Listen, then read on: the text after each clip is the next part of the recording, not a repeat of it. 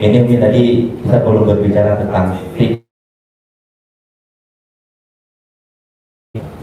poligami dalam koridor sakinah mawaddah warahmah. Ini adalah poligami yang diinginkan oleh semua orang.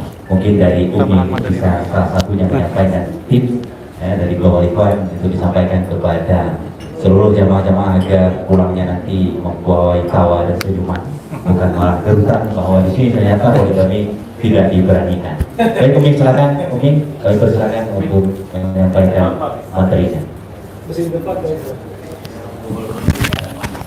Baik, para hadirin berbahagia, kita berikan untuk ada berian lagi.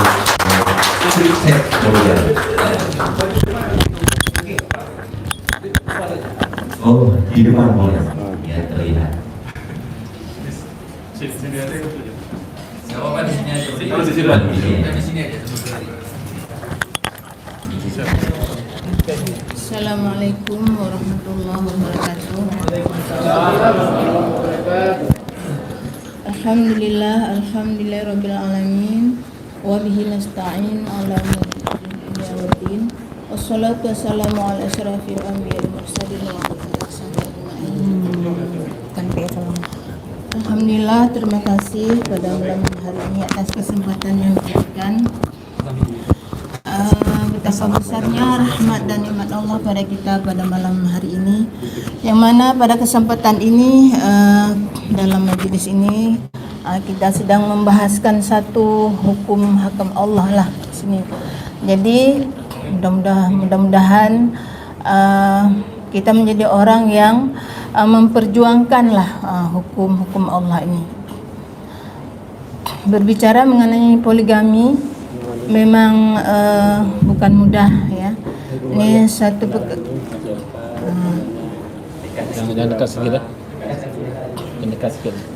Sebelumnya saya dekat. Sebelumnya saya ingin memperkenalkan diri kami. Saya nama Mariah, istri ketiga daripada suami kami Tunku Abdurrahman Umar. Dan di samping saya ada kakak mandu saya, istri kedua daripada suami saya, namanya Haula binti Soeharto.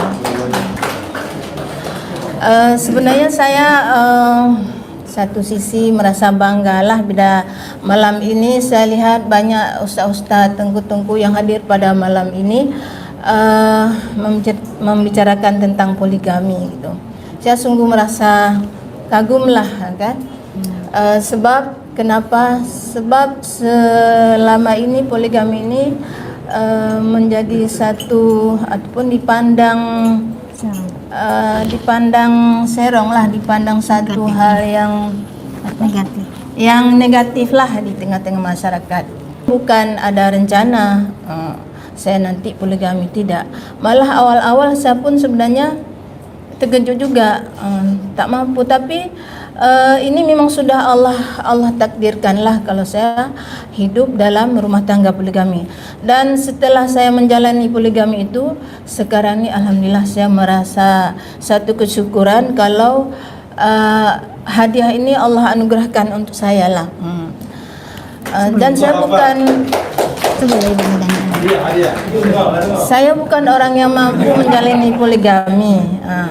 Kenapa saya katakan begitu? Karena poligami ini adalah sunnah Rasulullah Sallallahu Alaihi Wasallam. Bukankah Rasulullah sebenarnya merindui umatnya yang memperjuangkan sunnah-sunnahnya di akhir zaman? Berat ibu-ibu, bapak-bapak, memang berat. Tapi walaupun pahit-pahit, kami telah jalani. Dan di saat-saat ini Allah sudah menganugerahkan ke hati-hati kami itu rasa indahnya berpoligami. Rumah tangga poligami, rumah tangga indah dari Tuhan. Insya Allah janganlah ibu-ibu ini takut berpoligami.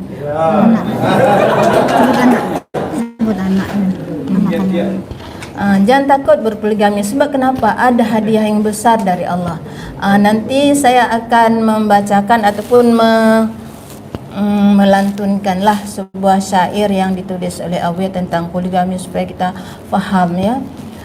Akan tetapi saya di sini lebih suka kalau saya menjelaskan panjang lebar tentang poligami, saya mungkin Habis apa macam- ya? Tak tahu apa yang mau saya sampaikan. Saya lebih suka kalau ada pertanyaan-pertanyaan yang mungkin nanti di situ kami boleh jawab. Silakan buat pertanyaan.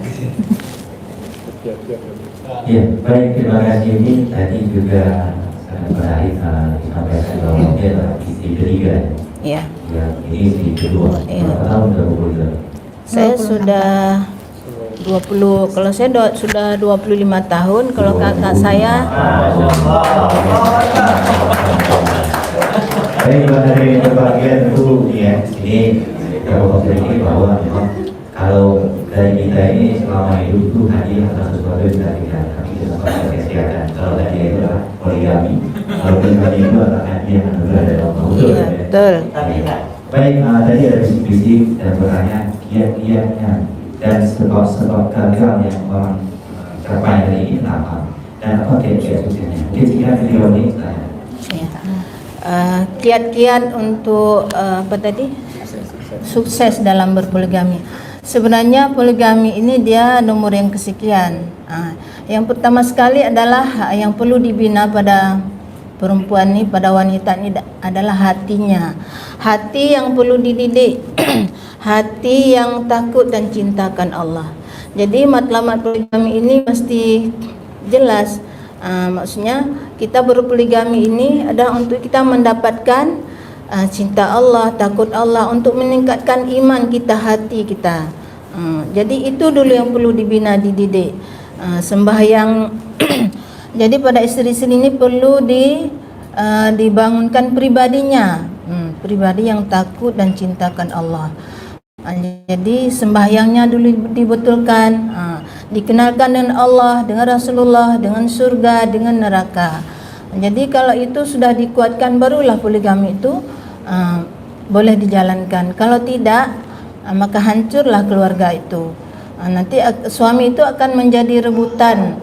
Tapi kalau istri-istri ini dididik untuk mendapatkan cinta dan takutkan Allah, masing-masing istri ini untuk mendapatkan keridaan Allah. Jadi masing-masing akan berkhidmat, masing-masing akan berkasih sayanglah antara satu dengan yang lainnya. Baik, terima kasih kepada yang terkait kemudahan yang banyak. Tentu ini menjadi penyemangat untuk para hadirin yang berhadir. Namun sebelumnya dari berbahagia kita juga sering membaca status dari Facebook Tengku Mustafa Hussein Boyla FPDI sering menyinggung bahwa berpoligami, menikah lagi dan sebagainya. Ini apa tanggapan beliau di malam berbahagia ini? Saya Tengku Mustafa Hussein Boyla selaku Ketua Umum BPP Kata Sarjana Media Aceh, singkat padat motivasinya untuk berpoligami.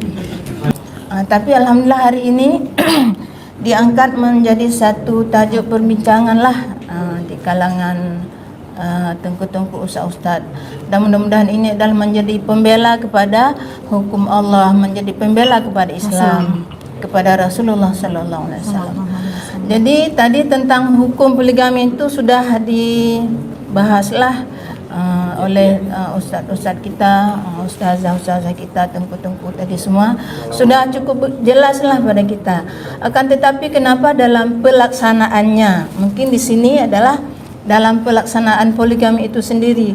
Sebab memang poligami itu tidak mudah, sangat susah.